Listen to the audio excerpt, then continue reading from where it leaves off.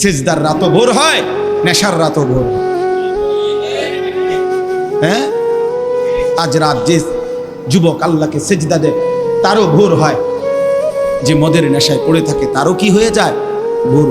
স্বার্থপর এই দুনিয়া যুবক, নওজওয়ান মনে রাখো, স্বার্থপর এই দুনিয়া, কারো কথা মনে রাখে না, কারো জন্য থেমে থাকে না।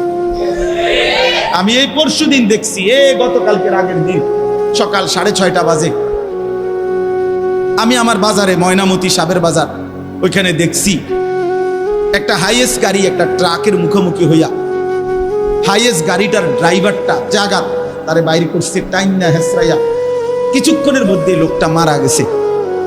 আমি একটা জিনিস খেয়াল করছি, অনেকক্ষণ তাকাইয়া আমার সাথে ড্রাইভাররে আমি বললাম, কি স্বার্থপর এই দুনিয়া, একটা গাড়ি কেউ তার জন্য থামলো না, কারো হাতে সময় নাই, সবাই হরন দিয়া সাইড করে এমনে হেমনে করে সব চলে যায়, কোনো ড্রাইভারও থামে না বন্ধু, যে একটা লোক তো মরে গেছে, আরে মরে গেছে, তুই মরে গেছ, আমার হাতে সময় নেই।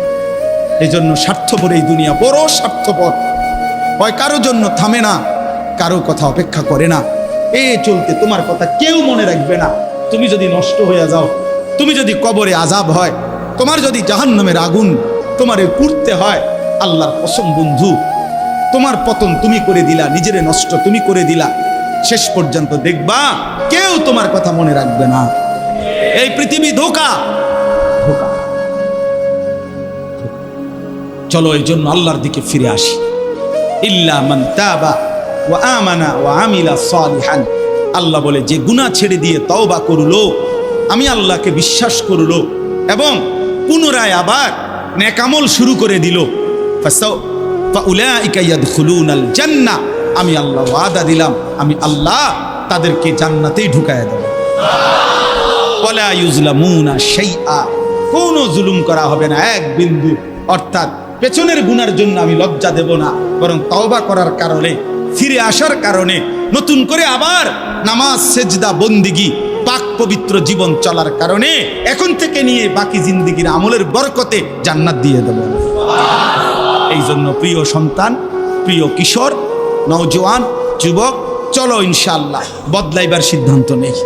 সবাই এই পরিমাণ শাহওয়াত, এই পরিমাণ অবৈধ কামনা বাসনা, নারী ছবি অশ্লীলতা বেহায়াপনাতে মাতাল হয়ে গেছে বন্ধু, চারিদিকে, সমাজের চারিদিকে।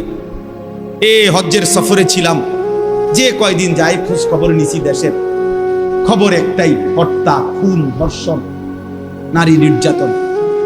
আর সবচেয়ে আশ্চর্যের কথা হলো, আমি মনে হয় আমার এই ছোট্ট হায়াতে গত 30 বছরে আমি যেই কথাটা এতবার শুনি নাই, গত 2 মাসে বারবারই শুনি চারিদিকে পরকীয়া।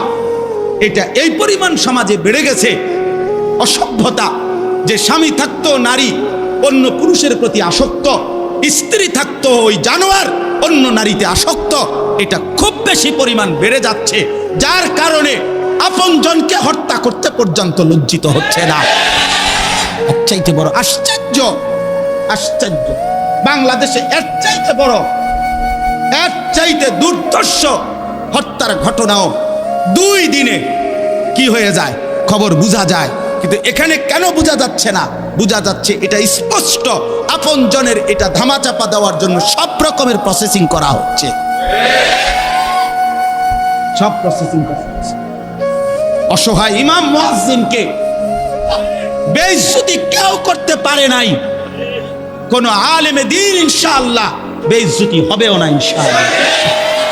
মনে রাখে, মনে রাখে। গতকালকে রাত্রেও আমাদের কুমিল্লায় গত 3 মাস আগে একজন আলেমে দ্বীনকে একজন প্রিন্সিপাল বেইজ্জতি করছিল, অপমান করে সামান্য অজুহাতে মসজিদ থেকে বিদায় করে দিছিল।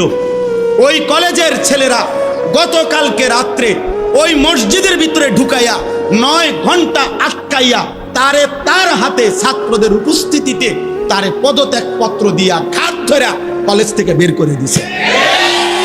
আল্লাহ তাআলা বেইজ্জতি করে দেখায় দিছে। ছাত্ররা বলছে, স্যার সই দেন, আপনারে 50 টাকা দিব। মানে 50 টাকা, 100 টাকার লোভ সামলাইতে পারেন নাই, নেন পদত্যাগ পত্র সই দেন। এজন্য দোস্ত, নারীর আসক্তি, জিনা, বেবিচার, পরকীয়া, অসভ্যতা, যুবক ভাই তোমরা বাঁচতে হবে। নওজোয়ান, আল্লাহ যদি হায়াত দেয় তোমগরে, আগামী সময়টা তোমরা তো পৃথিবীতে থাকতে হবে। এই সমাজ, এই দেশ তো আলাদা করতে পারতা না, তুমি তো এই জমিন ছেড়ে দিতে পারতা না বন্ধু। সম্পদ যদি হয়, তোমরা সব ছেলে তো একসাথে চাঁদের দেশে যাইতে পারতা না, আরেকখানে যাইতে পারতা না। এই সমাজ নিয়ে বাঁচতে হবে, এই দেশ, এই মাটি, এই এলাকা নিয়ে তো তোমাদেরকে বাঁচতে হবে ভাইয়া।